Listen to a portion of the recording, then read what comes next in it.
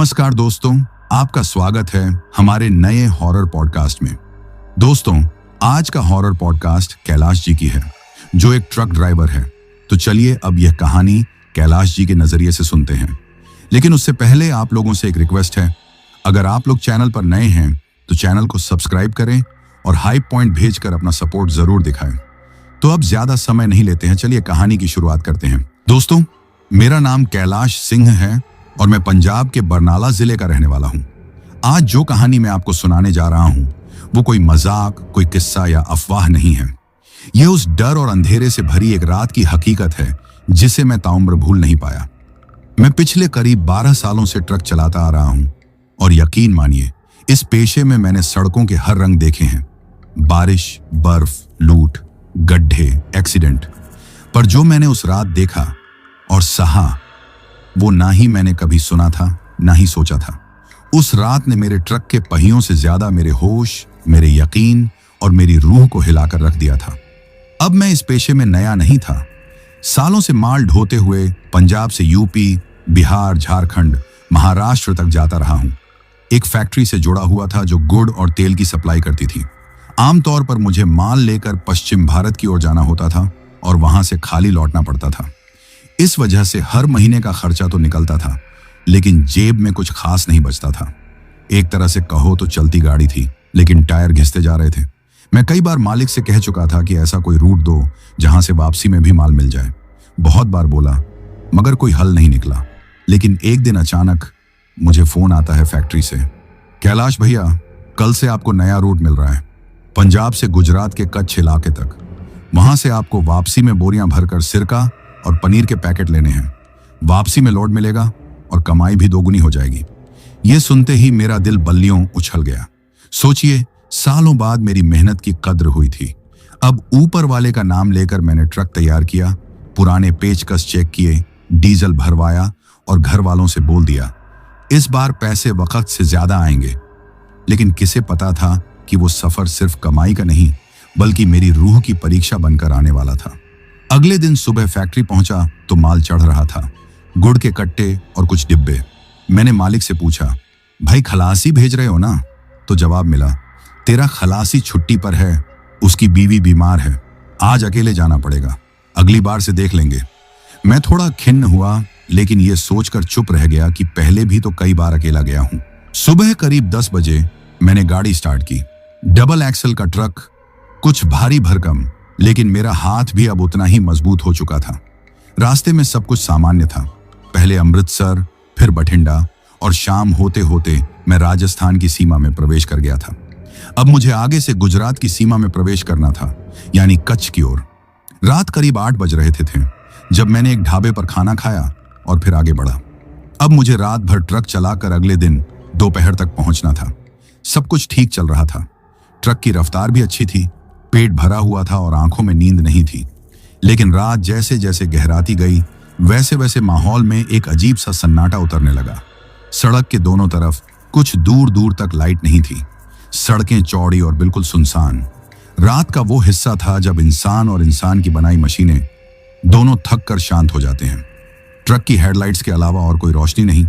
और तभी ट्रक के बाईं ओर से कुछ धक धक जैसी आवाज आने लगी, मानो कोई टायर के पास से कुछ लात मार रहा हो। पहले तो मैंने सोचा कोई गड्ढा या सड़क का वाइब्रेशन होगा, लेकिन जब आवाज लगातार 3 बार आई तो मैंने स्पीड कम की और एक तरफ ट्रक रोक दिया। नीचे उतरा, टॉर्च निकाली और टायरों को चेक किया। कुछ भी नहीं था, ना पंचर, ना कोई फंसा हुआ पत्थर। सब कुछ एकदम सामान्य। मैं थोड़ा उलझन में था, लेकिन फिर सोचा शायद वहम होगा और वापस ट्रक में चढ़ गया। लेकिन जैसे ही गाड़ी स्टार्ट की, एक बूढ़ी सी औरत सड़क किनारे खड़ी दिखाई दी। टॉर्च का फोकस उस पर पड़ते ही वो झट से एक तरफ हट गई। मैंने शीशा नीचे किया और पूछा, अम्मा जी कहां जाना है?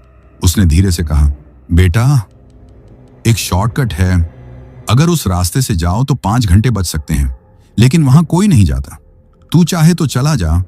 मेरे होश उड़ गए। मैंने पूछा, आपको कैसे पता मैं कहां जा रहा हूं? उसने जवाब नहीं दिया, बस वही शब्द दोहराती रही, शॉर्टकट से बच जाएगा बेटा, बच जाएगा। वो शब्द अब भी मेरे कानों में गूंज रहे हैं। लेकिन उस वक्त पैसे और टाइम बचाने की चाह में मैंने ट्रक मोड़ा और उस कच्चे रास्ते पर चल पड़ा। जो सुनसान खेतों से होते हुए कच्छ की ओर जाता था। मुझे क्या पता था, मैंने उस रात सिर्फ रास्ता नहीं मोड़ा था, बल्कि किस्मत का दरवाजा भी बदल दिया था। अब जब मैंने उस कच्चे रास्ते की ओर ट्रक मोड़ा तो शुरुआत में तो सब कुछ ठीक ठाक ही लग रहा था। ट्रक के आगे हेडलाइट की रोशनी थी और दोनों तरफ खेतों के किनारे कुछ दूरी पर पेड़ पौधे। मैंने खुद से कहा, अरे ये रास्ता भी ठीक ही है, अम्मा ने यूं ही डराने को बोल दिया होगा। लेकिन 2-3 किलोमीटर अंदर घुसते ही माहौल में जो तब्दीली आई, उसने मेरे मन के किसी कोने में दबे डर को धीरे धीरे खुरच कर बाहर निकालना शुरू कर दिया। सड़क अब बिल्कुल कच्ची हो गई थी, उबड़ खाबड़ और जगह जगह से टूटी हुई। ट्रक के पहिए जैसे जैसे चलते थे, ट्रक डोलने लगता था। अब मेरी पूरी चेतना सड़क पर केंद्रित हो गई थी, क्योंकि जरा सी भी लापरवाही और ट्रक किसी गड्ढे में धंस सकता था। चारों तरफ अंधेरा था, इतना गहरा कि हेडलाइट के आगे 1 मीटर से ज्यादा देखना मुश्किल हो रहा था। तभी मुझे एक जगह एक पुराना टीन का बोर्ड दिखाई दिया। उस पर लिखा था, मोरा गांव, 6 किलोमीटर। सोचा कोई छोटा गांव होगा, लेकिन यह भी याद था कि उस औरत ने कोई गांव का नाम नहीं बताया था। उसने बस शॉर्टकट बोला था। धीरे धीरे ट्रक और अंदर बढ़ता गया। अब खेत खत्म हो चुके थे और दोनों तरफ झाड़ झंखाड़ और ऊंचे लंबे पेड़ थे, जो सड़क के ऊपर ऐसे झुके हुए थे जैसे कोई बूढ़े और थके इंसान की पीठ। अब माहौल में कुछ भारीपन आने लगा था। न हवा चल रही थी, न झिंगुर की आवाज, सिर्फ ट्रक की गड़गड़ाहट और मेरे दिल की धड़कनें। और तभी एक झटका, ऐसा लगा जैसे किसी ने पीछे से ट्रक के बॉडी पर जोर से मुक्का मारा हो। मैं चौंक गया। पहले लगा कि शायद कोई पत्थर उछला होगा, लेकिन फिर दूसरा झटका आया। अब मैं समझ गया था कि यह सिर्फ टायर से नहीं हो सकता। मैंने धीरे से ट्रक रोका, इंजन बंद किया, बाहर उतरकर टॉर्च ऑन की और ट्रक के पीछे की तरफ गया। हर कदम के साथ मुझे सन्नाटे की आहट और अपना सांसों का वजन साफ महसूस हो रहा था। पीछे गया, टॉर्च का फोकस दाईं तरफ डाला, कुछ नहीं था। फिर बाईं ओर, वहीं ट्रक के एकदम कोने पर मुझे कुछ झिलमिलाता दिखा। मैं आगे बढ़ा और देखा एक माचिस की खाली डिब्बी पड़ी थी। एक पल को हंसी आई, यह भी कोई डरने की बात है। लेकिन तभी पीछे से एक आवाज आई, ओए या। गला सूखा, दिल कांपा। मैंने झट से पलटकर टॉर्च की रोशनी पीछे डाली, कोई नहीं था। अब मैं थोड़ा घबरा गया था। मन में विचार आने लगे, यह रास्ता सही नहीं लग रहा, क्या वापस चलूं? पर फिर वो लालच, समय की बचत, ईंधन की बचत, कमाई, वो सब मेरे फैसले पर भारी पड़ने लगे। मैं दोबारा ट्रक में चढ़ा, इंजन स्टार्ट किया और धीरे धीरे आगे बढ़ने लगा। अब ट्रक की गति बेहद धीमी थी, लगभग 20 से 25 की स्पीड। और जैसे जैसे मैं आगे बढ़ता जा रहा था, एक एक करके अजीब चीजें सामने आने लगी। सड़क के दोनों ओर टूटे फूटे घरों के खंडहर नजर आने लगे। कुछ घरों की दीवारें पूरी गिरी हुई थीं, कुछ में आधा दरवाजा लटक रहा था और कुछ जगहों पर तो ऐसा लग रहा था मानो कभी वहां आग लगी थी। हर घर, हर झरोखे से एक ही बात झलक रही थी, यहां कोई था लेकिन अब नहीं है, और शायद जो है वो इंसान नहीं है। मैं अब कांपने लगा था। एक जगह ट्रक रोका, नीचे उतरा और सोचा कि थोड़ा पानी पी लूं। पानी की बोतल निकाली, मुंह लगाया ही था कि तभी ट्रक का हॉर्न खुद ब खुद बज उठा। मैं उछल पड़ा, बोतल हाथ से छूटकर नीचे गिरी। मैंने झट से ट्रक की तरफ देखा, कोई नहीं था। हॉर्न खुद कैसे बज गया? ट्रक बंद था, चाबी मेरे पास थी। फिर मैं डरते डरते ट्रक में वापस चढ़ा, इंजन स्टार्ट किया और उस वक्त पहली बार मुझे झुरझुरी सी महसूस हुई, जैसे कोई अदृश्य चीज मेरी गर्दन के पीछे से गुजर गई हो। अब मैं जानता था यह रास्ता सिर्फ भटकाने वाला नहीं, कुछ और भी था इसमें। लगभग 15 से 20 मिनट और चला। अब रास्ता संकरा हो गया था और दाईं तरफ एक पुराना मंदिर जैसा ढांचा दिखा। मैंने ट्रक एक तरफ रोक दिया और नीचे उतरा। टॉर्च से देखा, श्री काली माता स्थान, दीवारों पर काले हाथों के निशान और फर्श पर सूखा हुआ खून जैसा कुछ। मैं वहीं सन्न खड़ा था कि पीछे से एक बच्ची की हंसी सुनाई दी। मैंने टॉर्च पीछे घुमाई, कोई नहीं, लेकिन मेरी पीठ की नसें अब सुन्न हो रही थीं, माथे पर पसीना और दिल में एक अजीब सा खालीपन। अब मुझे समझ आ गया था मैं कहीं फंस चुका हूं। यह कोई सामान्य रास्ता नहीं था। मैंने फौरन ट्रक स्टार्ट किया और तेजी से चलने लगा। लेकिन तभी सड़क के बीचों बीच एक औरत बैठी हुई दिखाई दी। सफेद साड़ी, झुका सिर और सामने एक लकड़ी की गठरी जैसी चीज।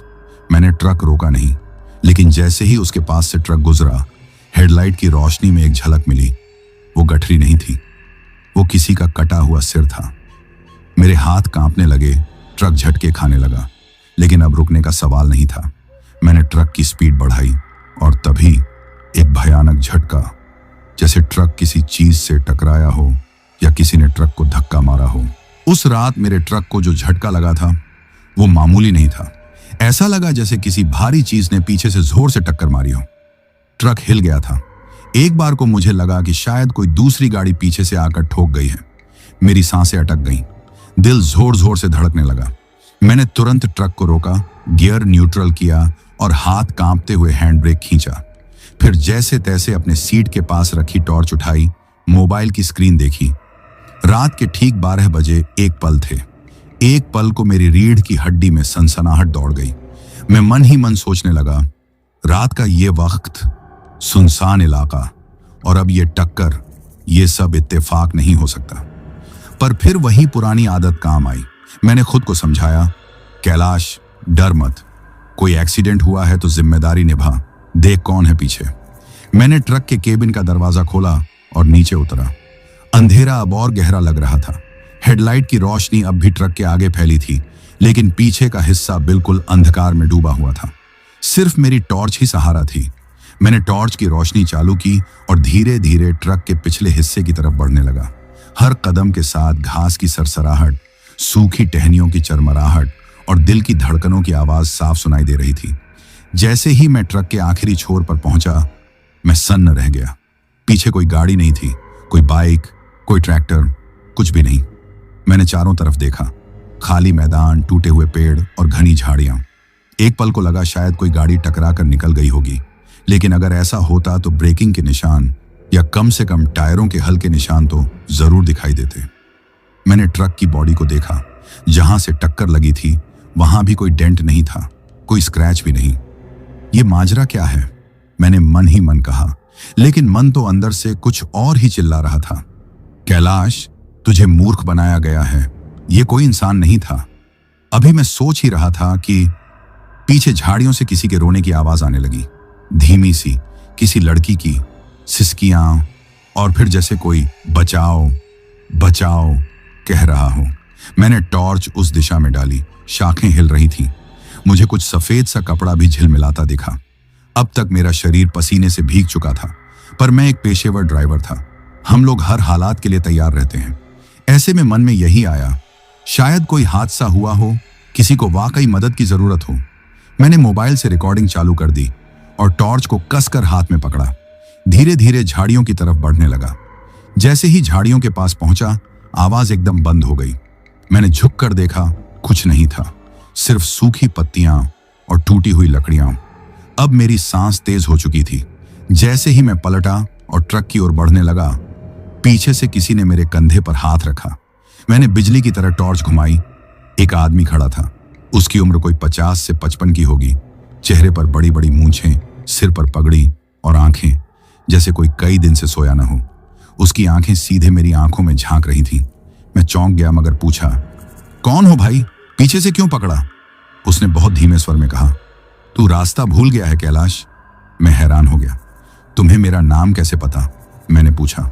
उसने कुछ नहीं कहा, बस मुस्कुराया। फिर बोला, रात के 12 के बाद इस रास्ते पर जो रुका वो कभी घर नहीं लौटा बेटा। मैंने महसूस किया कि उसकी आवाज में अजीब सी गूंज थी, जैसे कोई गुफा में बोल रहा हो। मैंने टॉर्च की रोशनी सीधे उसके चेहरे पर डाली और फिर वो आदमी गायब हो गया मेरे सामने से। पलक झपकते मैं वहीं जम गया। एक कदम भी नहीं हिल पाया। टॉर्च हाथ से गिर गई और मोबाइल की स्क्रीन ब्लैंक हो गई। अब मैं समझ चुका था, मैं किसी इंसानी दायरे से बाहर आ चुका हूं। मैंने खुद को जबरदस्ती खींचते हुए ट्रक तक पहुंचाया। केबिन खोला, अंदर कूदा, दरवाजा बंद किया और इंजन स्टार्ट कर दिया। गियर बदला, एक्सीलेटर दबाया और ट्रक को पूरी ताकत से भगाया। अब मैं किसी भी कीमत पर वहां रुकना नहीं चाहता था। लेकिन जैसे ही मैं कुछ मीटर आगे बढ़ा, सामने सड़क पर एक बच्ची खड़ी थी। छोटे छोटे बाल, गुलाबी फ्रॉक और हाथ में टेडी बियर। मेरे ट्रक की हेडलाइट सीधी उस पर पड़ रही थी। मैंने ब्रेक मारा, लेकिन रोकने की हिम्मत नहीं हुई। मैंने ट्रक घुमाया और वापस उसी रास्ते पर मोड़ दिया जिससे मैं आया था। अब मेरे लिए शॉर्टकट नहीं, सिर्फ बच निकलना जरूरी था। मैंने ट्रक मोड़ दिया था। अब मेरे लिए शॉर्टकट, बचत, कमाई सब बेमानी हो चुके थे। मेरे जहन में सिर्फ एक बात थी, इस रास्ते से किसी तरह बाहर निकलना है। ट्रक की रफ्तार अब करीब 60 के पार थी, जो उस टूटे फूटे संकरे रास्ते के लिए बिल्कुल भी सुरक्षित नहीं थी। लेकिन उस वक्त मेरी जान ज्यादा कीमती थी, ट्रक और माल से भी। हेडलाइट की रोशनी आगे पेड़ों पर पड़ रही थी। वो पेड़ जो शुरू में खेतों की बाढ़ की तरह दिखते थे, अब भूतों की काली परछाइयों की तरह झूल रहे थे। ट्रक के हर झटके पर मेरी कमर में दर्द उठता था, लेकिन पैर ब्रेक पर नहीं जा रहा था। मन में सिर्फ वही डर कि कहीं फिर से वो न मिल जाए। मैं वापसी की ओर करीब 3 किलोमीटर चल चुका था, तभी फिर से वही झटका। इस बार इतना भयंकर कि ट्रक का पिछला हिस्सा उछल गया। ट्रक रुक गया, इंजन बंद नहीं हुआ, लेकिन गाड़ी झटके से हिली थी। मुझे लगा फिर से वही। मैंने हिम्मत जुटाई। इस बार मैंने ट्रक से उतरने की गलती नहीं की। मैंने साइड मिरर में पीछे देखने की कोशिश की, लेकिन मिरर में सिर्फ काला धुआं दिखा। मैंने बाईं खिड़की से सिर निकाल कर देखा और फिर सड़क के किनारे, ठीक ट्रक की पीछे वाली लाइट के पास, एक औरत खड़ी थी। सफेद कपड़े, लंबे बिखरे बाल, सिर झुका हुआ, हाथ में कुछ था। मैंने खिड़की वापस बंद कर दी और टॉर्च उठाई। मोबाइल की वीडियो रिकॉर्डिंग ऑन की और खिड़की से टॉर्च की रोशनी उस पर डाली। जैसे ही टॉर्च की रोशनी उस पर पड़ी, वो औरत कांपने लगी। उसके दोनों हाथ चेहरे पर गए, जैसे रोशनी सहन नहीं हो रही हो। अब मेरे रोंगटे खड़े हो चुके थे। वो धीरे धीरे आगे बढ़ी। उसके चलने की चाल कभी लंगड़ाती, कभी दौड़ती, कभी घिसटती हुई लग रही थी। फिर अचानक उसने सिर उठाया। जो चेहरा मैंने देखा वो अब तक मेरे सपनों में आता है। उसके एक आंख की जगह खाली गड्ढा था और दूसरी आंख में पूरी पुतली सफेद थी। चेहरे की खाल जली हुई थी, होंठ फटे हुए और मुंह से खून की लकीरें उसके गले तक उतर रही थी। उसकी गर्दन थोड़ी टेढ़ी थी, जैसे किसी ने झटका देकर तोड़ दी हो। अब वो पूरी ताकत से ट्रक की तरफ दौड़ रही थी। मैंने एक पल भी बर्बाद नहीं किया। गियर बदला, क्लच छोड़ा, एक्सीलेटर दबाया, ट्रक उड़ा दिया। अब पीछे देखने की हिम्मत नहीं थी, लेकिन मिरर में उसका चेहरा दिख रहा था। वो ट्रक के पीछे पीछे दौड़ रही थी और फिर मिरर से गायब हो गई। मैंने चैन की सांस ली, लेकिन तभी ट्रक के केबिन की छत से कोई चीज टकराई। एक तेज धप धप। मैंने ट्रक नहीं रोका। अब तो ट्रक चाहे हवा में उड़ जाए, मैं रुकने वाला नहीं था। करीब 10 मिनट तक ऐसे ही चलाने के बाद मुझे दूर कुछ रोशनी नजर आई। एक जगह चाय की छोटी सी टपरी थी, टीन की छत, एक टूटी बेंच और एक आदमी बैठा चूल्हे पर पानी गर्म कर रहा था। मैंने ट्रक वहीं रोका, इंजन चालू ही रखा, नीचे उतरा और उसकी तरफ बढ़ा। वो आदमी मुझे देखकर बोला, इधर से आए हो? मैंने सिर हिलाया। उसने पूछा, पीछे से कोई साथ तो नहीं आया? अब मेरे शरीर में फिर से कंपी दौड़ गई। मैंने पूछा, आपको कैसे पता? वो मुस्कुराया, बोला, हर साल कोई ना कोई ड्राइवर उस रास्ते से आता है और फिर डर से आधा मरा हुआ यहां पहुंचता है। मैंने उससे पूछा, ये क्या है? उसने कहा, वो रास्ता पहले एक गांव था, मोरा, जहां कभी 100 से ज्यादा लोग रहते थे। फिर एक बार वहां एक आदमी ने अपनी पत्नी पर शक किया और उसे पीट पीट कर मार डाला। उसकी आत्मा अब हर राहगीर का पीछा करती है और जो उसके फंदे में फंस जाता है, उसका चेहरा वही बन जाता है जो आज तुमने देखा। मैंने पूछा, अब क्या करूं? वो बोला, एक काम कर, ट्रक के सामने एक लाल रंग का टीका कर दे और अगर फिर से वो दिखे तो रोशनी से बचा के रखना। और याद रख, अगर वो ट्रक में चढ़ जाए तो उसका नाम मत लेना, चाहे कुछ भी हो जाए। मैंने कहा, नाम? वो बोला, वो नाम खुद कभी बताती नहीं, सिर्फ बुलाती है और जो उसका नाम ले लेता है उसका अंत उसी रात हो जाता है। चाय की उस छोटी सी टपरी पर बैठा मैं बस यही सोच रहा था, किस मुसीबत में फंस गया हूं। वो बूढ़ा जो चूल्हे पर पानी गर्म कर रहा था, अब भी मेरी ओर बिना पलक झपकाए देखे जा रहा था। मैंने उससे कहा, चाय बना दो, हाथ कांप रहे हैं। उसने बिना कुछ बोले चाय डाल दी और मिट्टी के कुल्हड़ में मेरी तरफ बढ़ा दी। कुल्हड़ हाथ में लेते ही मैंने महसूस किया कि उसकी दीवारें गर्म नहीं थीं, चाय थी, मगर कुल्हड़ जैसे ठंडा था। मैंने एक घूंट लिया। चाय मीठी थी, लेकिन उसके स्वाद में कोई अजीब सी गंध थी, जैसे मिट्टी सड़ी हुई हो। मैंने कुल्हड़ नीचे रख दिया और उससे पूछा, बाबा, वो रास्ता तो अब छोड़ ही दिया, अब मैं वापस हाईवे जाऊंगा, वो बोला, तू छोड़ेगा, पर वो तुझे नहीं छोड़ेगी। तू उसका शिकार बन चुका है बेटे। मैं घबरा गया। मतलब? वो मेरी आंखों में झांकते हुए बोला, जिसने तुझे देख लिया, जो तेरे सामने आ गया, वो अब तेरी याद में नहीं रहेगा, वो तेरी परछाई में रहेगा। जहां रोशनी पड़ेगी वो पीछे खड़ा मिलेगा। मुझे लगा अब और नहीं। मैंने जेब से कुछ पैसे निकाले और उसकी तरफ बढ़ाए। वो मुस्कुराया, पैसे मुझे नहीं चाहिए, बस तू उसे पहचान मत लेना, उसका नाम मत लेना। मैंने बिना जवाब दिए ट्रक की ओर कदम बढ़ाए। रात के करीब 1:30 थे। आसमान में चांद नहीं था और टॉर्च की बैटरी अब टिमटिमा रही थी। मैंने ट्रक का गेट खोला था और वहीं जड़ हो गया। ड्राइवर सीट पर कोई बैठा था, सिर झुका हुआ, बाल बिखरे हुए और शरीर इतना स्थिर कि एक पत्थर लगे। मेरी सांस थम गई। मैंने आंखें मसल कर देखा, लेकिन वो वहां अब भी था। मैंने दरवाजा जोर से बंद किया और 2 कदम पीछे हट गया। मोबाइल निकाला, वीडियो ऑन किया, पर कैमरे में केबिन खाली दिखा। मैंने फिर खिड़की से झांका, फिर से वही शख्स बैठा था। अब मेरी रीढ़ की हड्डी में सिहरन दौड़ चुकी थी। मैंने हिम्मत जुटाकर ट्रक की दूसरी तरफ का दरवाजा खोला और सीट पर बैठ गया। बाईं सीट खाली थी, लेकिन दाईं सीट पर अब भी वो मौजूद था। मैंने इग्निशन की चाबी घुमाई, इंजन स्टार्ट हुआ, ट्रक की हेडलाइट ऑन की और जैसे ही मैंने गियर बदला, एक ठंडी सांस मेरे कान के पास से गुजरी। कानों में आवाज आई, कैलाश। मैंने जैसे तैसे ट्रक आगे बढ़ाया। अब उस अंधेरे रास्ते से निकलकर मैं फिर से उस बाईपास की ओर बढ़ रहा था जो मुझे हाईवे तक ले जाएगा। लेकिन ट्रक की स्पीड अब नियंत्रित नहीं थी। स्टीयरिंग बार बार झटका दे रहा था। मैंने महसूस किया कि ट्रक जैसे अपनी मर्जी से चल रहा हो। क्या ये मेरे काबू में नहीं रहा? मैंने मन में सोचा।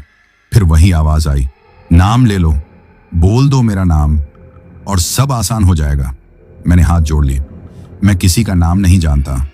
तू जो भी है मुझे छोड़ दे, मैं तेरी कोई मदद नहीं कर सकता। फिर एक झटका लगा और बगल वाली सीट से एक नाखून मेरी गर्दन को छूता हुआ निकला। मैंने देखा वो चेहरा अब मुझसे 2 इंच की दूरी पर था। सड़ा हुआ चेहरा, फटी आंख और होंठों से रिसता हुआ खून। वो बुदबुदा रही थी, मेरा नाम ले, नाम ले। मैंने उसी पल ट्रक की हेडलाइट हाई बीम की और जेब से छोटी टॉर्च निकाली जो अब भी कुछ कुछ जल रही थी। मैंने टॉर्च सीधे उसके चेहरे पर डाल दी। वो चीख उठी, एक ऐसी चीख जो इंसानी नहीं थी। उसने दोनों हाथों से चेहरा ढक लिया और गायब हो गई। मैंने ट्रक को सीधा हाईवे की ओर मोड़ दिया। अब मेरी आंखों के आगे अंधेरा छा रहा था। शरीर थक चुका था, लेकिन मैंने ब्रेक नहीं लगाया। करीब आधे घंटे बाद मैं वापस उसी पुराने पेट्रोल पंप पर पहुंच गया जहां से मैंने ये रास्ता लिया था।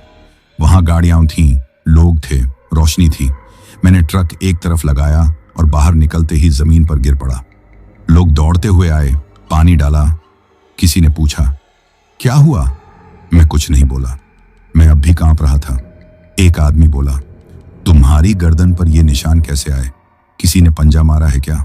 जब मैंने खुद को जमीन पर गिरते हुए पाया तो होश में तो था, मगर शरीर जैसे मेरा अपना नहीं लग रहा था। किसी ने सहारा देकर मुझे पास की बेंच पर बिठाया। किसी ने मेरी पीठ सहलाई, किसी ने पानी पिलाया। पर जिस चीज ने मुझे सबसे ज्यादा डराया वो था मेरी गर्दन पर बना निशान। सिर्फ खरोंच नहीं थी वो 3 लकीरें थीं, एकदम सीधी, गहरी, जैसे किसी जानवर के पंजे से खींची हों, और उनमें से हल्का हल्का खून अब भी रिस रहा था। एक लड़का जो वहां काम करता था मुझे देखता ही रह गया। फिर धीरे से बोला, भाई साहब, ये तो वैसी ही चोट है जैसी पिछली बार एक ड्राइवर के साथ हुई थी। पर वो तो। मैंने पूछा, वो क्या? वो चुप हो गया। फिर कहा, वो तो जिंदा नहीं बचा।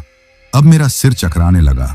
मैंने कहा, भैया, कहीं पास में अस्पताल हो तो बताओ, मुझे कुछ ठीक नहीं लग रहा। वो बोले, जी 5 किलोमीटर आगे एक सरकारी अस्पताल है, गाड़ी हम ले चलते हैं। मुझे ट्रक वहीं छोड़ना पड़ा। 4 लोग मुझे साथ ले गए। रास्ते में मैं चुप था। बाहर का अंधेरा अब उतना डरावना नहीं लग रहा था जितना मेरे भीतर का डर था। करीब 20 मिनट बाद हम अस्पताल पहुंचे।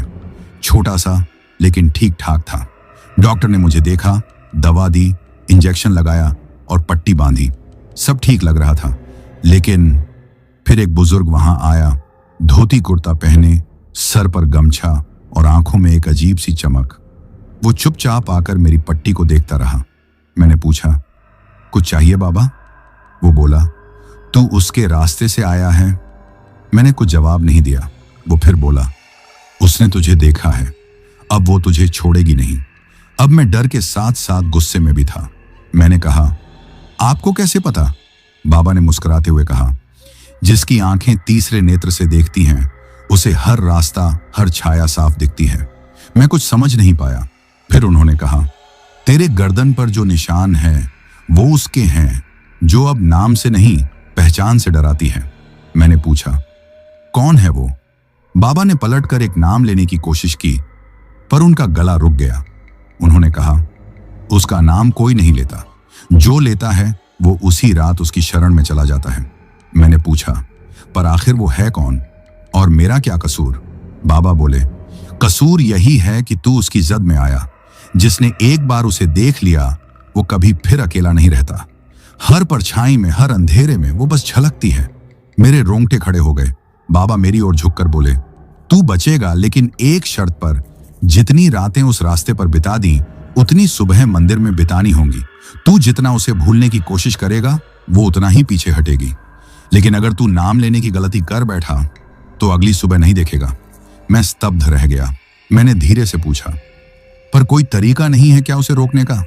बाबा बोले, सिर्फ एक चीज है, वो जिस रात आती है उसकी आंखों में मत देखना, और अगर देख भी लो तो उसके झूठ को सच मत मानना।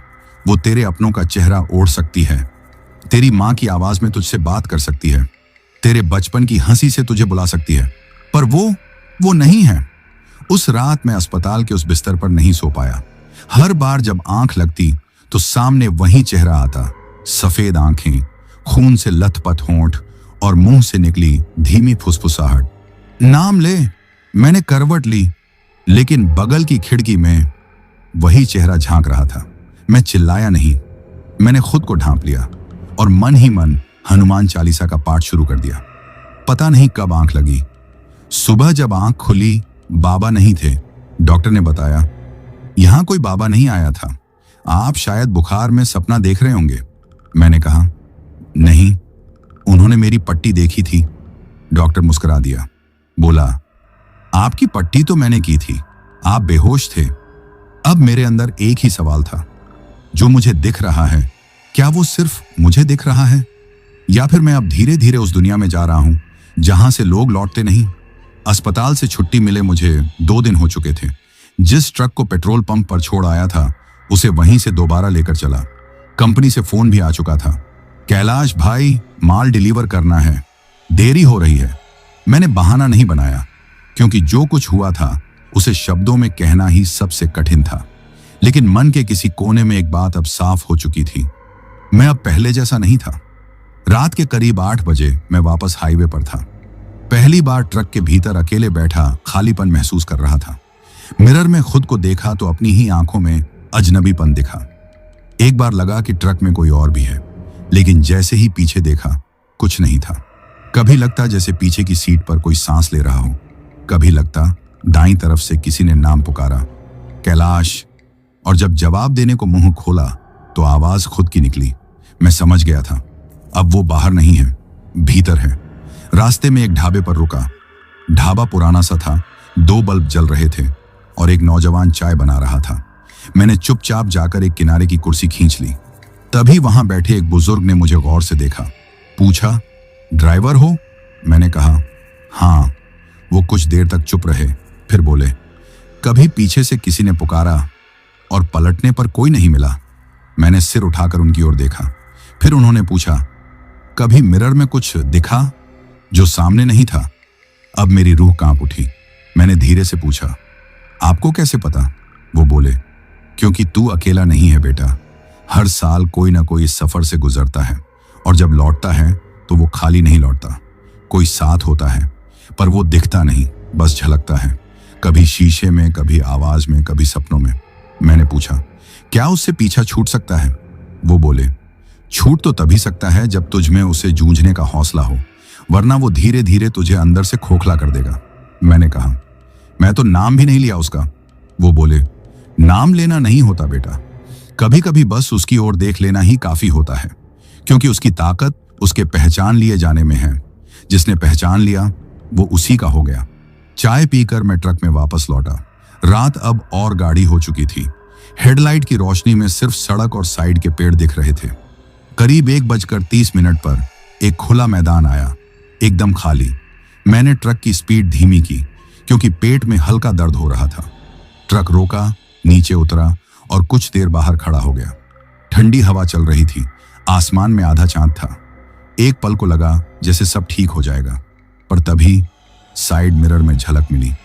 मेरे पीछे कोई खड़ा था, बाल लंबे, चेहरा धुंधला और हाथ सीधे झूलते हुए। मैंने पलट कर देखा, कोई नहीं था। फिर से मिरर देखा, फिर वहीं छाया। अब मेरा दिमाग सुन्न पड़ने लगा था। मैं वापस ट्रक में चढ़ा, गाड़ी स्टार्ट की और चल पड़ा। पर इस बार मैंने हर मिरर को मोड़ दिया। मैं अब पीछे नहीं देखना चाहता था। करीब आधा घंटा चला होगा कि अचानक ट्रक की हेडलाइट अपने आप डिम हो गई। फिर एक एक कर सारे इंडिकेटर, स्पीडोमीटर और यहां तक कि म्यूजिक सिस्टम की लाइट भी बंद हो गई। ट्रक अब भी चल रहा था, लेकिन बिल्कुल अंधेरे में, मानो कोई अंदर बैठा बिजली खींच रहा हो। और तभी केबिन में हल्की सी आवाज हुई, जैसे कोई खंखार कर रहा हो। मैंने गर्दन घुमाई। एक लड़की ट्रक के केबिन में बैठी थी, मेरी ही जगह। उसने मुझसे कहा, कैलाश, मुझे घर छोड़ दो, बस थोड़ी ही दूर है। उसका चेहरा साफ नहीं दिखा रहा था। उसकी आवाज में एक मासूमियत थी। लेकिन मुझे बाबा की बात याद आ गई। वो तेरे अपनों का चेहरा ओढ़ सकती है, तेरे अतीत की आवाज में तुझे बुला सकती है। मैंने कुछ नहीं कहा। वो बोली, डर क्यों रहा है, मैं तो तुझे जानती हूं। मैं चुप रहा। फिर वो धीरे से मुस्कुराई, तेरी माँ ठीक है कैलाश, तू नहीं गया ना मिलने। अब मेरा दिल धड़कने लगा। माँ, ये शब्द सुनकर आंखें भर आईं। लेकिन उसी पल मेरे भीतर से आवाज आई, ये माँ नहीं है, ये वो है। मैंने जेब से टॉर्च निकाली, उसके चेहरे पर डाली। वो तुरंत बुरी तरह चीखने लगी। उसका चेहरा पिघलने लगा, आंखें बाहर निकलने लगी और मुंह से धुआं निकलने लगा। मैंने ट्रक तेजी से दौड़ाया और जब अगला मोड़ आया तो मैं एक छोटे से मंदिर के सामने पहुंच गया। मंदिर में बल्ब जल रहा था और दरवाजे पर एक तख्ती थी, श्री भैरव स्थान, हर डर का अंत यहीं होता है। ट्रक मंदिर के सामने खड़ा था। उस मंदिर की दीवारें काली थीं और उसका दरवाजा लकड़ी का, पुराना और दरकता हुआ। ऊपर एक छोटी सी लाल झंडी लहरा रही थी और दरवाजे के ऊपर सफेद रंग से लिखा था, श्री भैरव स्थान, हर डर का अंत यहीं होता है। ट्रक की हेडलाइट अब भी जल रही थी, पर उसकी रोशनी मंदिर के द्वार तक पहुंचकर रुक जा रही थी। ऐसा लग रहा था जैसे मंदिर खुद रोशनी को अंदर आने से रोक रहा हो, या शायद अंदर कोई ऐसी चीज थी जो अंधेरे को ही अपना अस्त्र मानती थी। मैंने दरवाजा खोला और ट्रक से नीचे उतरा। पैर जमीन पर रखते ही शरीर हल्का लगने लगा, जैसे मैंने कोई भारी बोझ पीछे छोड़ दिया हो। लेकिन मन के अंदर कहीं एक डर अब भी सिसक रहा था, कहीं यह शांति असली न हो। मैंने मंदिर की ओर कदम बढ़ाया। दरवाजे पर पहुंचा तो देखा भीतर से धीमी धीमी डमरू की आवाज आ रही थी। मैंने दरवाजा धकेला, वो खुद ब खुद खुल गया। अंदर घुप अंधेरा था, बस बीचों बीच एक दीपक जल रहा था। उस दीपक की लौ तिरछी थी, मानो किसी अदृश्य सांस से हिल रही हो। मंदिर में एक मूर्ति थी, भैरव बाबा की मूर्ति, काले पत्थर की, लाल सिंदूर से पुती हुई। और उसके सामने बैठा था एक आदमी, गेरुआ वस्त्र में, गले में रुद्राक्ष और सिर पर जटा जैसे उलझे बाल। उसने बिना देखे ही कहा, आ गया तू कैलाश। मैं वहीं रुक गया। आपको मेरा नाम कैसे पता, मैंने पूछा। उसने धीरे से आंखें खोली। जिसने डर को हर रोज देखा हो, वो डर के शिकार को पहचानता है बेटा। तेरे पीछे जो है वो अब तेरे अंदर भी है। मैंने घबराकर पूछा, वो कौन है? पुजारी बोला, वो एक छाया है जिसे नाम नहीं चाहिए, बस एक पहचान चाहिए। तू उसके सामने खड़ा हुआ, उसकी आंखों में देखा, अब वो तुझे अपना बना चुकी है। मैंने कांपती आवाज में पूछा, क्या अब कुछ किया जा सकता है? उसने कहा, हो सकता है, लेकिन कीमत चुकानी पड़ेगी। मैं चुप। वो बोला, 3 रातें तू इस मंदिर में बिताएगा। हर रात तुझे एक रूप दिखेगा। पहली रात तेरा डर आएगा, दूसरी रात तेरी याद आएगी और तीसरी रात खुद वो आएगी। अगर तू तीनों से जीत गया तो तुझे मुक्ति मिलेगी। मैंने झिझकते हुए पूछा, और अगर हार गया तो? वो बोला, तो तू जिंदा रहेगा, लेकिन कोई और तेरे अंदर जिएगा। उसने मुझे मंदिर के कोने में एक चटाई दी। बोला, आज पहली रात है, डर की रात। जो भी देखेगा उसे भाग मत जाना। सिर्फ देख, पहचान और कह देना, मैं तुझसे नहीं डरता। मैंने सिर हिलाया। शाम हो चुकी थी। दीपक की लौ अब भी जल रही थी, लेकिन हवा अब ठंडी नहीं, भारी लग रही थी, जैसे मंदिर के पत्थरों में कोई पुराना सिसकता हुआ इतिहास छुपा हो। रात करीब 11 बजे मंदिर में एक अजीब सी घुटन छाने लगी। चारों ओर की दीवारें जैसे धीरे धीरे सिमटने लगी हों। और तभी मेरे सामने वही ट्रक दिखा। उसी जगह खड़ा था, लेकिन उसके अंदर मैं खुद बैठा था और पास की सीट पर वो बैठी थी। सफेद कपड़े, खून से भीगा मुंह और वो घूरती हुई आंखें। मुझे देखा और कहा, भाग जा कैलाश, मैं तुझे वहीं ले जाऊंगी जहां तू अपने ही साय को नहीं पहचान पाएगा। मैं कांप गया। मेरे मुंह से बस एक वाक्य निकला, मैं तुझसे नहीं डरता, और ट्रक गायब हो गया। अब सामने अंधेरा था, लेकिन मन थोड़ा हल्का। रात बीती। सुबह मंदिर के बाहर आकाश लालिमा से भर गया था। पुजारी मुस्कुराया, एक जीत हो चुकी है बेटा, अब बाकी 2 लड़ाइयां, और याद रख, अगली रात सबसे खतरनाक है, क्योंकि अगली बार तेरी यादों का चोला पहनकर वो आएगी। भैरव मंदिर की पहली रात बीत चुकी थी। मैंने देखा, समझा और माना कि डर अगर आंखों में झांके तो भागना नहीं चाहिए, बस उसे पहचान कर बिना पीछे हटे देख लेना चाहिए। अब दूसरी रात आने वाली थी, और इस बार जैसा पुजारी ने कहा था, वो तेरी यादों का चोला पहनकर आएगी। दोपहर तक मैं मंदिर के ही आंगन में बैठा रहा। कोई किताब नहीं, कोई मोबाइल नहीं, सिर्फ मन और सन्नाटा। पुजारी दिन भर कुछ बोलते नहीं थे, सिर्फ घंटी बजाते थे, भभूत छिड़कते थे और भैरव जी की मूर्ति के सामने बैठे रहते थे।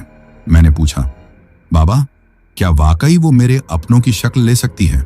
उन्होंने सिर झुकाए कहा, वो तेरे मन में जो सबसे कीमती है वही उसका सबसे बड़ा हथियार बनेगा। मैं चुप। मन के किसी कोने में मां की तस्वीर तैरने लगी। वो रसोई में रोटियां बना रही हैं, मुझे दोपहर में घुटनों पर सुला रही हैं। पिताजी जो अब इस दुनिया में नहीं, और बचपन का वो आंगन जिसमें आम का पेड़ और पतंगों से भरा आकाश था। रात करीब 10 बजे मंदिर की हवा फिर भारी होने लगी। दीपक की लौ अब पहले से ज्यादा अस्थिर हो चुकी थी। पुजारी ने कहा, अब जो भी सुनेगा, देखेगा, महसूस करेगा, वो तेरा नहीं उसका होगा, पर दिखेगा सब कुछ तुझे अपना। मैं फिर वहीं चटाई पर बैठ गया, आंखें बंद की और इंतजार करने लगा। करीब आधा घंटा बीता होगा जब मुझे अचानक अपने कानों में एक बहुत जानी पहचानी आवाज सुनाई दी। कैलू, खाना ठंडा हो जाएगा बेटा। मां की आवाज थी। मैंने झट से आंखें खोली। मंदिर का माहौल वैसा ही था, लेकिन अब कोने में एक औरत बैठी थी, नीले सूती साड़ी में, हाथ में थाली और वही मुस्कान जैसी मां दिया करती थी। मैंने कहा, मां। वो बोली, हाँ बेटा, तू बहुत दिन बाद आया है। देख, खाना बना रखा है तेरे लिए। ये देख, खीर भी बनाई है। मैंने देखा उसकी थाली में खीर थी, लेकिन जब ध्यान से देखा तो खीर में कुछ हिल रहा था, जैसे कीड़े तैर रहे हों। अब मेरी रीढ़ में सिहरन दौड़ गई। मैंने पूछा, आप मां हो? वो मुस्कुराई, अब भी शक है? और तभी वो उठी। उसके चेहरे पर झुर्रियां गहराने लगी, बाल फैलने लगे, आंखें काली पड़ गईं। वो बोली, बचपन में जिस आम के पेड़ से तू गिरा था, मैंने तुझे गोद में उठाया था, याद है ना? मेरा दिल कांप उठा। हाँ, ये बात सिर्फ घर वाले जानते थे, पर फिर वो धीरे से फुसफुसाई, तेरा पहला खून मेरी साड़ी पर गिरा था, उसकी बू आज भी है। अब मुझे समझ आ गया था, ये कोई याद नहीं, ये जाल है। मैंने अपनी आंखें बंद की और मन में कहा, जो सामने है वो मेरी मां नहीं है, जो भीतर डर रहा है वही मेरी पहचान है। पर आज मैं डरूंगा नहीं। मैंने चुपचाप उठकर दीपक के पास रखी भभूत मुट्ठी में भर ली और उसकी ओर फेंक दी। वो जोर से चीखी, तू मुझे पहचानता है कैलाश, तू मुझे खुद बुला चुका है, तू ही तो कहता था मां चाहिए। उसकी आवाज अब नारी की नहीं थी, वो फटी फूटी घिसी हुई एक अधूरी आत्मा की चीख थी। धीरे धीरे वो छाया वहां से मिटने लगी। थाली जमीन पर गिर गई और खीर की जगह वहां काला पानी फैल गया। रात फिर से शांत हो गई। पुजारी मेरे पास आए, बोले, दूसरी रात भी पार हो गई, पर अगली रात सबसे कठिन है। अब वो खुद आएगी अपने असली रूप में। अब तक उसने तुझसे खेला है, अब वो तुझे खा जाना चाहती है। मैंने पूछा, क्या मैं बच पाऊंगा? वो बोले, अगर तुझे खुद पर भरोसा है और भैरव पर विश्वास है तो हाँ, पर कीमत तब भी देनी होगी। उस रात मैं सोया नहीं, बस आंखें बंद की और भैरव जी का नाम जपता रहा, क्योंकि अब जो आने वाला था वो याद नहीं थी, डर नहीं था, वो खुद थी। 3 रातों की परीक्षा, 3 रूप, 3 जाल, 2 में मैं बच चुका था। पहली रात डर बना छलावा बनकर आया, दूसरी रात मेरी माँ की आवाज और यादों का जाल बनकर। अब बारी थी तीसरी रात की, जिसमें अब वो खुद सामने आने वाली थी, अपनी असली शक्ल में, बिना किसी भेष के। पुजारी दिन भर कुछ नहीं बोले, वो सिर्फ एक लकड़ी की तख्ती पर कुछ मंत्र लिखते रहे, लाल रंग की स्याही से। उनके सामने हांडी में घी गर्म हो रहा था, कपूर, चंदन और नींबू जैसी कोई गंध मंदिर में भर चुकी थी।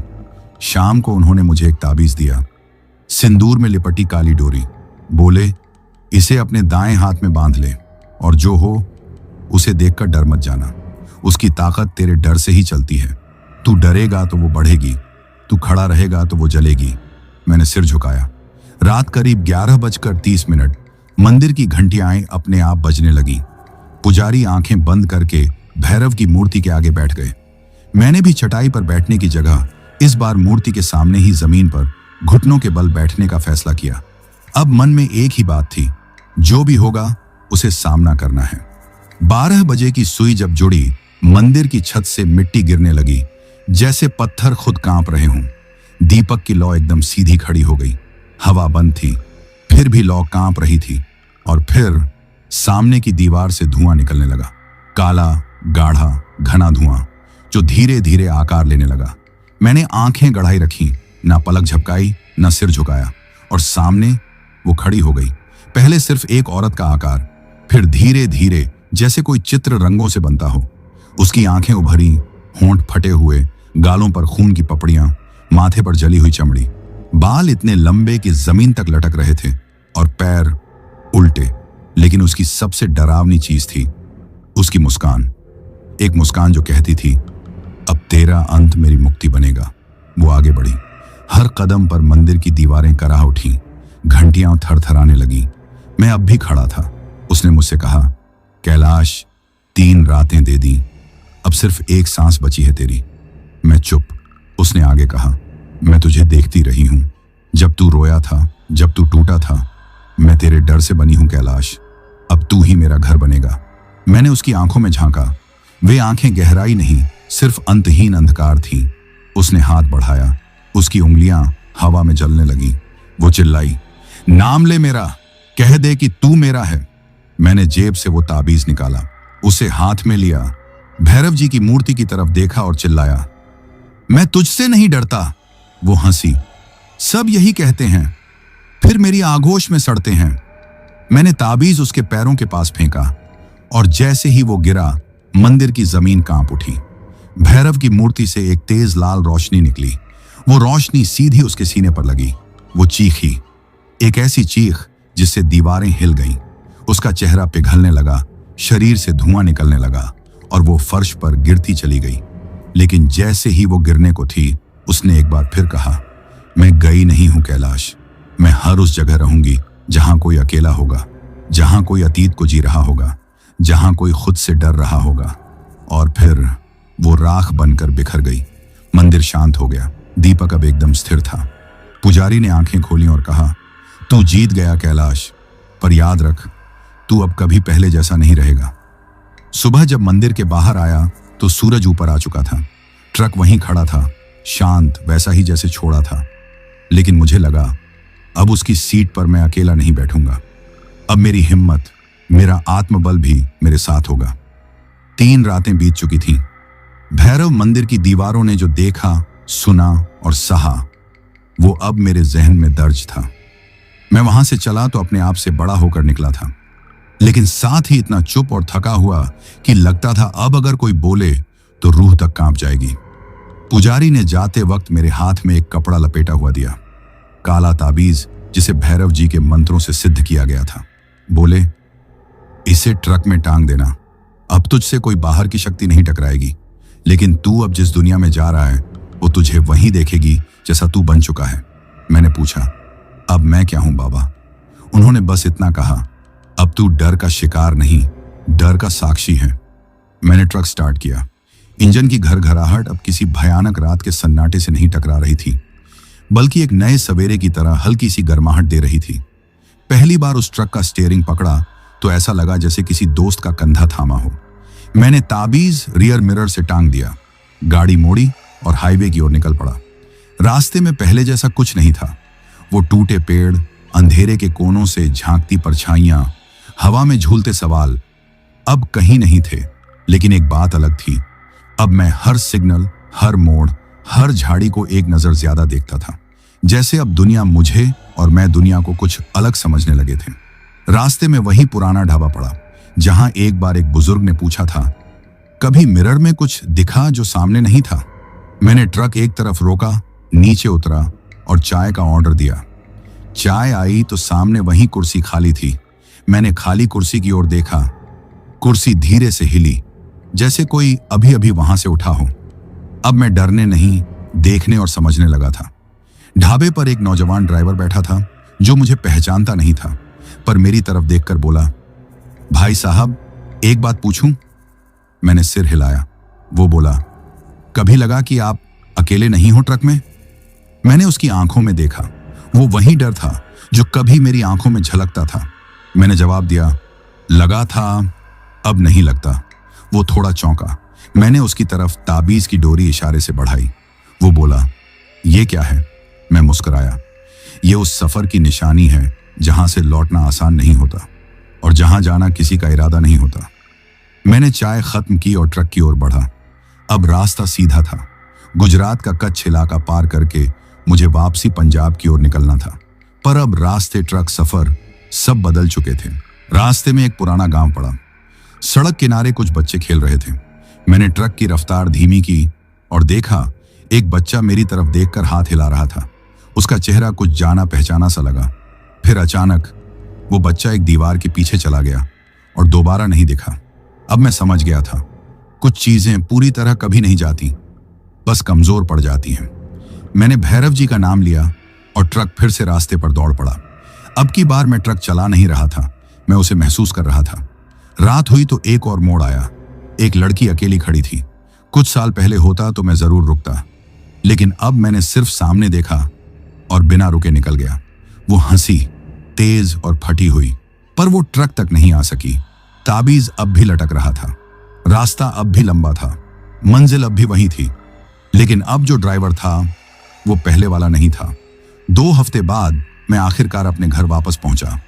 पंजाब के उसी छोटे से कस्बे में जहां मैं जन्मा, बड़ा हुआ और ट्रक चलाना सीखा। मेरे आने की खबर फैक्ट्री से पहले ही घर वालों को लग चुकी थी। जब ट्रक गली में मोड़ा तो मां दरवाजे पर खड़ी थी। चेहरे पर वही पुरानी मुस्कान थी, मगर आंखें जैसे कुछ ढूंढ रही थीं। ट्रक का हॉर्न बजाया, गाड़ी खड़ी की और नीचे उतरा। मां ने सामने आकर मुझे गले लगाया, पर मुझे लगा जैसे मैं किसी पुराने स्वेटर को पहन रहा हूं जो कभी गर्म था पर अब उतना नहीं। मां बोली, बेटा तू बहुत दुबला हो गया है, सब ठीक तो है? मैंने बस हाँ में सिर हिलाया। पापा नहीं रहे थे तो अब घर में माँ और मेरी छोटी बहन थी। बहन बाहर आई, खुश तो थी पर मुझे देखती रही। फिर धीरे से बोली, भाई तू पहले जैसा नहीं लग रहा। मैं मुस्कुराया, पर खुद के अंदर कुछ भारी महसूस कर रहा था, जैसे मैं वाकई वैसा नहीं रहा। घर में घुसा तो सब वैसा ही था, दीवारें, पलंग, अलमारी, माँ का तुलसी का पौधा, लेकिन मुझे हर चीज थोड़ी सी फीकी लगी। कभी कभी ऐसा लगता जैसे मैं कोई सपना देख रहा हूं और अभी किसी मंदिर की घंटी से मेरी नींद टूट जाएगी। रात को माँ ने मेरे लिए स्पेशल खाना बनाया, सरसों का साग, मक्की की रोटी और गुड़। पर जब थाली सामने आई तो उस पर ध्यान नहीं गया। माँ बोली, तू इतनी दूर गया था, कुछ तो बता, कैसा रहा सफर? मैं चुप रहा, क्योंकि मैं जानता था अगर मैं बताऊंगा तो वो डर उनके अंदर उतर जाएगा। मैंने कहा, लंबा था माँ, पर अब कट गया है। रात को अपने कमरे में लेट गया। दीवारें वहीं थीं, पर मुझे ऐसा लग रहा था जैसे कोई मुझे देख रहा है। मिरर की तरफ देखा, अपना चेहरा दिखा, पर पीछे की दीवार पर एक हल्की सी परछाई लहराई। मैं चौंका नहीं, अब आदत हो चुकी थी। मैंने भैरव जी का ताबीज तकिए के पास रखा और आंखें बंद कर ली। अगली सुबह माँ ने मुझसे पूछा, बेटा तुझ में कुछ बदल गया है, तू बात कम करता है, आंखें ज्यादा बोलती हैं, कहीं कोई परेशानी तो नहीं? मैंने उनकी आंखों में देखा, उनमें सिर्फ चिंता थी, कोई डर नहीं। मैंने धीरे से कहा, माँ मैं अब वो कैलाश नहीं हूं जो गया था, पर जो लौटा है वो ज्यादा मजबूत है। माँ चुप रही। उनके हाथ थाली में रोटी सेंक रहे थे, पर उनके कांपते हाथ कुछ और बता रहे थे।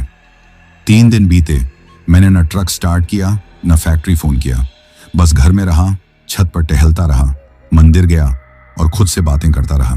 एक दिन जब मंदिर से लौट रहा था तो एक बच्चा रास्ते में मिला, वही जिसे मैं ढाबे के पास देख चुका था। वो फिर मेरी तरफ देख के मुस्कुराया और उसकी आंखें एक पल को सफेद हो गईं। मैं वहीं रुक गया। वो आगे बढ़ा, मेरे पास से गुजरा, और जब मैंने पलट कर देखा वो कहीं नहीं था। अब मैं समझ गया था, मैं जीत चुका हूं, लेकिन कहानी खत्म नहीं हुई है। कुछ चीजें हमेशा पीछे चलती हैं, ना साथ ना दूर। वो हमारी परछाई की तरह होती हैं, हमारे डर की, हमारी पहचान की। शाम को माँ ने पूछा, अब फिर ट्रक लेकर कब निकल रहा है? मैंने कहा, अब जहां जाऊंगा वहां खुद को नहीं, भगवान को साथ लेकर जाऊंगा। हर इंसान की जिंदगी में एक मोड़ ऐसा जरूर आता है जब वो खुद को नहीं, अपने भीतर किसी और को जीता है। मेरे लिए वो मोड़, वो रातें, वो सफर अब बीते हुए कल की तरह नहीं, बल्कि मेरी रगों में दौड़ते अनदेखे डर की यादें बन चुकी थी। 3 हफ्ते बाद फैक्ट्री से फोन आया, कैलाश भाई एक आखिरी ट्रिप है, आप ही कर लो, फिर हम नया रूट देंगे। वापस आओगे तो सीधा ऑफिस में पोस्टिंग मिलेगी। मन तो नहीं था, पर मैंने हामी भर दी, क्योंकि अब मुझे डर से लड़ना नहीं था, अब मुझे उस डर की गवाही देनी थी। इस बार का माल साधारण था, पंजाब से वेस्ट गुजरात की सीमा तक कुछ दवाइयां और थैले। मैंने ट्रक उठाया, स्टीयरिंग पर हाथ रखा और ताबीज को माथे से लगाकर फिर से रियर मिरर में टांग दिया। अब यह सिर्फ ताबीज नहीं था, ये मेरी पहचान थी, मेरी ढाल थी। रास्ते में मौसम सामान्य था, हाईवे की लंबी सड़क, बीच बीच में ढाबे और ट्रक की मशीन की एक पहचानी सी गूंज। पर इस बार एक फर्क था, मैं खुद को कम सुन रहा था और बाहर की आवाजों को ज्यादा। मैंने रेडियो चालू किया, एक पुराना गीत चल रहा था, रात भर का है मेहमान अंधेरा, किसके रोके रुका है सवेरा। जैसे ही राजस्थान पार किया, वो इलाका आया जहां पहली बार वो रास्ता था, चकवा गांव की ओर। मैंने एक पल को ब्रेक दबाया। सड़क के किनारे वहीं टूटा हुआ बोर्ड पड़ा था, जंग लगे अक्षरों में अब भी लिखा था, मोरा गांव 6 किलोमीटर। मैं मुस्कुराया, तेरा खेल खत्म हो चुका है, और ट्रक को सीधे ले गया हाईवे की ओर। रात करीब 1 बजे एक जवान लड़का ट्रक के किनारे हाथ हिलाता नजर आया। पहले जैसे कई बार मैं रुक जाता था, पर अब नहीं। मैंने ट्रक धीमा किया, खिड़की से झांका। उसने कहा, भाई साहब मेरी बहन पीछे खेत में गिर गई है, मदद कर दो। मैंने सिर्फ एक सवाल पूछा, तू किसके डर से भाग रहा है? वो लड़का एक पल के लिए चुप रह गया, फिर बोला, जिसका नाम नहीं होता डर उसका होता है। मैं समझ गया, ये कोई इंसान नहीं है। मैंने ताबीज को कसकर पकड़ा, गियर बदला और ट्रक की रफ्तार बढ़ा दी। पीछे देखने की जरूरत नहीं पड़ी। अब मैं जान चुका था, डर पीछा करता है, पर वो पीछे ही रहता है जब तक हम मुड़कर नहीं देखते। अगली सुबह माल डिलीवर कर दिया, पेमेंट हुआ, कागज साइन हुए। मैनेजर ने हाथ मिलाया, आपका सफर खत्म हुआ कैलाश जी। मैंने हल्की मुस्कान दी, नहीं, मेरा सफर तो अब शुरू हो रहा है। घर लौटा तो माँ ने दरवाजे पर तिलक किया। मैंने अपनी छोटी बहन को ताबीज थमाया, बोला, ये किसी और की हिफाजत करेगा, अब मुझे इसकी जरूरत नहीं। उसने पूछा, क्यों? मैंने कहा, क्योंकि मैं अब डरता नहीं, और जो डर से पार हो जाए उसका सबसे बड़ा ताबीज खुद उसकी आत्मा बन जाती है। अंत में बस इतना कहूंगा, डर बाहर नहीं होता, वो हमारे भीतर सबसे कमजोर जगह पर बैठता है।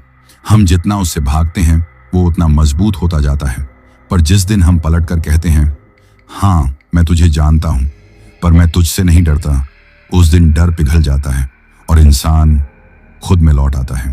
तो दोस्तों, ये कहानी यही खत्म हुई। अब जिन भाइयों ने अपना नाम वीडियो में कमेंट किया था उनका नाम लेते हैं।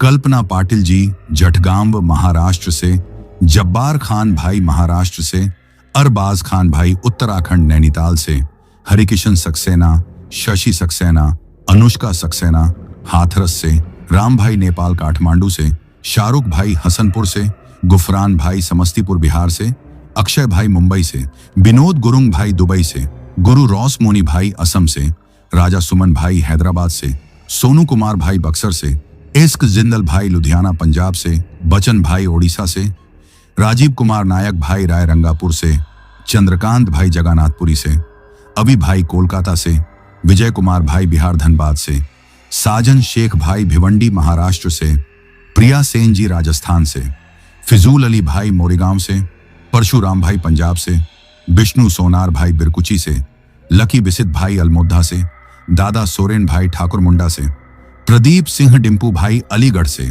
सराफत भाई वेस्ट बंगाल कोलकाता से, सिम्मी मीना जी जयपुर से, अभिषेक भाई मुंबई से, दीपक भाई सहरसा से, विकास कुमार रावत भाई उन्नाव से, प्रहलाद बसनेट भाई कतर से, ध्रुव देसाई भाई विंडसर ओथनरियो से, सारा गुरुंग जी नेपाल से, रोहित कुमार भाई बिहार से, अहमद अली भाई पाकिस्तान से, मिराज भाई बांग्लादेश से, रितेश सिंह भाई रोहताश बिहार से, मोहन रावत भाई नेपाल टीकापुर से, देवेंद्र सिंह भाई जयपुर से, मीनाक्षी जी नोएडा से, आरिफ खान भाई जयपुर से, राजेश राजपूत भाई जॉर्डन से, ज्योत्सना से यवतमाल से, रोहन पात्रा भाई ओडिशा से, राजू भाई महाराष्ट्र कोल्हापुर से, राजू भाई बद्धानगर मध्य प्रदेश से, राहुल मापरे भाई इंडिया से, आकाश चौहान भाई महाराष्ट्र से, जब्बार खान भाई महाराष्ट्र से, राजा अहसन छिप भाई आजाद कश्मीर से, नीलम गायकवाड करजात से, केबी गुरुंग भाई पोखरा नेपाल से, स्नेहा जी पटना से, चिराग भाई अहमदाबाद गुजरात से, सरोज भाई नेपाल से, डॉक्टर प्रियांशु मिश्रा भाई फतेहपुर सिवान बिहार से, नाथन भाई नेपाल से, जस्टिन देवबार्मा भाई त्रिपुरा से, अलिक दास भाई वेस्ट बंगाल से, शिव महाकाल भाई दिल्ली से, सूरज झा भाई मुंबई जुहू से, रोहित कुमार सेन भाई लक्ष्मणगढ़ शिकार राजस्थान से, नौशीन भाई लंदन से, बिपिन यादव भाई नेपाल से, सालिक भाई महाराष्ट्र से, पंडित सुधीर शुक्ला भाई सूरत गुजरात से, संबल भाई इस्लामाबाद से, बलदेव कौर भाई मलेशिया से, अवनीत मानसी जानवी जालंधर पंजाब से, साहिल पाटिल भाई पुणे से, अवध बिहारी महतो भाई सिवान बिहार से, गौरी शंकर भाई वृंदावन से, विनोद सैनी भाई सरणपुर से, प्रशांत भाई फरुखाबाद से, साहिल खान भाई नागपुर महाराष्ट्र से, गीता पटेल जी गुजरात से, वीरेंद्र भाई छत्तीसगढ़ बिस्तर से, रवि सागर भाई दिल्ली से, हैप्पी भाई लोवा से, रवि बारमते भाई मध्य प्रदेश बालघाट से, विंदास इलेक्ट्रिक भाई डोकान गया से, पिंटू राज भाई लखीमपुर खेरी उत्तर प्रदेश से, प्रियंका सेन जी जयपुर से, साहिल भाई पुणे से, गोवर्धन पवार सागर भाई मध्य प्रदेश से, जैकी भाई असम से, शालिनी जी दिल्ली से, संग्राम सिंह भाई नगला सिकंदर उत्तर प्रदेश से, मोनाफ भाई नेपाल से, विकास कुमार रावत भाई उन्नाव से, पवन धीमाल धमक भाई नेपाल से, पूनल बोरो भाई गुवाहाटी से, प्रकाश भाई जोधपुर से, संतोष भाई बिहार से, सुदर्शन भाई कर्नाटक बंगलौर से, अशोक कुमार भाई हिमाचल प्रदेश से, बच्चन भाई ओडिशा से, राजू भाई गुजरात पलनपुर से, संजू भाई ओडिशा कलहंदी से, दादा सोरेन भाई ओडिशा से, इरफान खान भाई बसंतपुर से, नीलम गायकवाड जी मुंबई से, धर्मेंद्र भाई भोपाल मध्य प्रदेश से, इस्तियाक राजा खान भाई बरेली से, शुभम भाई मोदीनगर उत्तर प्रदेश से। और जिन भाइयों ने अपना नाम कमेंट किया है लेकिन उनका नाम वीडियो में नहीं लिया गया है, तो भाइयों आप लोग टेंशन ना ले, आप लोगों का नाम अगली वीडियो में जरूर लिया जाएगा। और अगर आप लोग भी चाहते हैं कि आपका नाम वीडियो में लिया जाए तो अपना नाम और अपने शहर का नाम वीडियो में कमेंट करें। अगर आपको यह कहानी पसंद आई हो तो वीडियो को लाइक और चैनल को सब्सक्राइब करें ताकि और भी डरावनी कहानियां आप तक पहुंच सकें। कहानी को अंत तक सुनने के लिए दिल से धन्यवाद दोस्तों। आज के लिए बस इतना ही, मिलते हैं जल्द ही कुछ नई कहानियों के साथ। तब तक के लिए अपना ध्यान रखिए।